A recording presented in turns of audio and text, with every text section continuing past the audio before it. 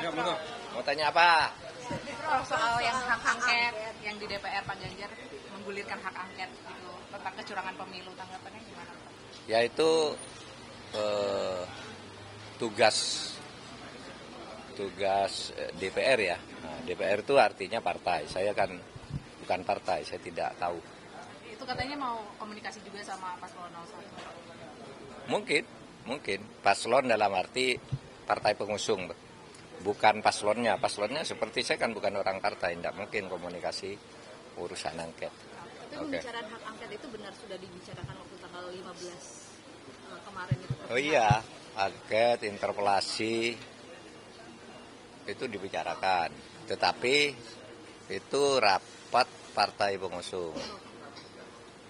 Sedangkan paslon ditugasi masalah hukum.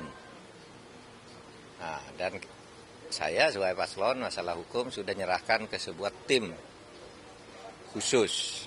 Jadi saya juga tidak tahu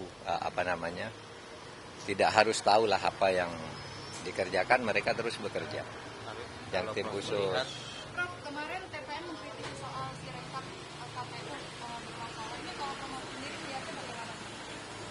Bukan hanya TPN ya, masyarakat pada umumnya di seluruh Indonesia itu mempersoalkan Sirekap. Ya. Bahkan sudah ada yang mengusulkan tentang audit digital forensik terhadap Sirekap itu. Jadi itu supaya diaudit benar itu bagaimana kok bisa terjadi amburadul begitu. Berbagai cara kesalahan secara teknologis gitu kan ditemukan.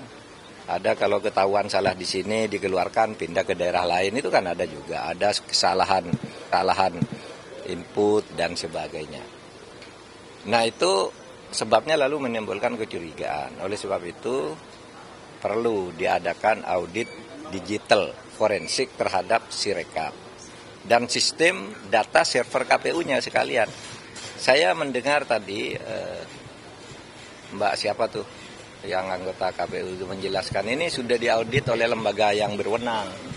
Menurut saya bukan lembaga yang berwenang yang mengaudit, karena ini soal politik dan kepercayaan publik, harus lembaga independen. Para ahli IT dari berbagai perguruan tinggi itu diaudit. Dan apa betul itu kontraknya dengan Alibaba, dengan sistem distribusi datanya lewat Cina, Singapura, dan Perancis lagi. Itu kan harus diaudit. Karena itu yang menemukan orang lain. Selama ini kan rahasia itu. Baru dijelaskan di situ bahwa ya tetapi tetap dikendalikan dalam negeri. Tapi kenapa tidak sejak dulu terbuka? Maka saya sangat setuju. Di luar soal perkara ke MK, saya sudah serahkan ke tim khusus. Di luar soal perkara ke MK, kejujuran pemilunya itu menyangkut semua, menyangkut masa depan bangsa, menyangkut demokrasi. Itu audit digital forensik supaya dilakukan. Dan itu bisa. Dan beberapa hari lalu si Holik dari KPU udah mengatakan siap diaudit. Nah ayo dong. Lembaga independen tapi bukan lembaga yang berwenang. Kalau lembaga yang berwenang nanti yang punya pemerintah lagi yang sudah dicurigai kan selama ini. Lembaga independen tadi ITB, kemudian lembaga-lembaga yang memang bekerja di bidang IT itu kan banyak yang menawarkan diri. Karena semuanya menemukan kesalahan. Kalau memang mau jujur ya audit sekarang. Itu benar enggak gitu. Tentu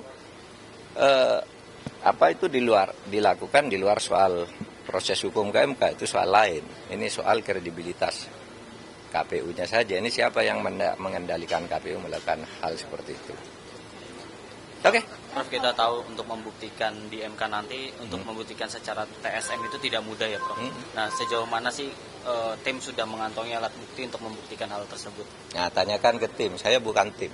Tapi maksudnya seberapa yakin bahwa kejahatan pelanggarannya itu TSM gitu Prof? Iya tanya ke tim, yang yakin tuh tim. Kan kita sudah nunjuk tim untuk mengerjakan itu, dipimpin oleh Pak Mulya Lubis. Tanya ke sana. Apa? Ada informasi Pak Hadi akan menggantikan Prof Mahfud sebagai Menko Polhukam dan akan dilantik Pak Jokowi. Apakah sudah mendengar hal itu, Prof? Saya mendengar, baca dari berita-berita Anda ini. Sudah terberitakan. Iya, nggak apa-apa. Tapi kalau melihat Pak Hadi sendiri untuk mengisi kursi Menko Polhukam, Prof melihat seperti apa? Boleh juga, boleh juga. Saya kenal baik sama dia, orangnya baik.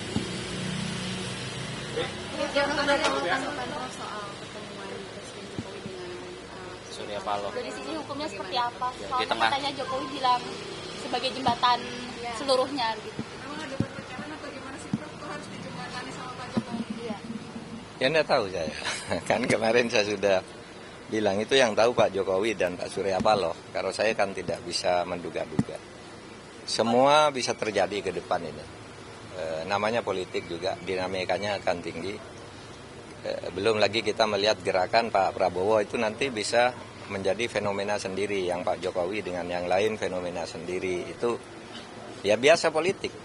Yang penting nomor satu negara ini selamat. Itu satu, NKRI tetap menjadi rumah kita.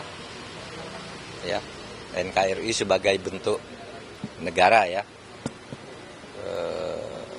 Kemudian ya demokrasinya supaya dijaga betul, demokrasi dan keadilan. Saya concernnya sekarang di situ. Demokrasinya harus benar, karena kalau demokrasi dimain-mainkan itu hanya nunggu waktu aja untuk kacau. Karena demokrasi itu dalam sejarahnya tidak pernah bisa disumbet oleh penguasa sehebat apapun. Bisa nyumbet sebentar, setahun, 2 tahun. Nanti demokrasi itu kalau terus disumbet terus membuka jalan sendiri. Bikin jalan sendiri. Juga Prof, 84 petugas pemilu meninggal dunia selama bertugas. Oh iya. Yang paling banyak dari KPPS nih. Iya. Ada apa Ya, mungkin Prof ke depan? ya kalau komentar saya innalillah wa inna ilaihi raji'un gitu aja. Yang pemilu serentak dievaluasi mungkin Prof. Makasih Prof.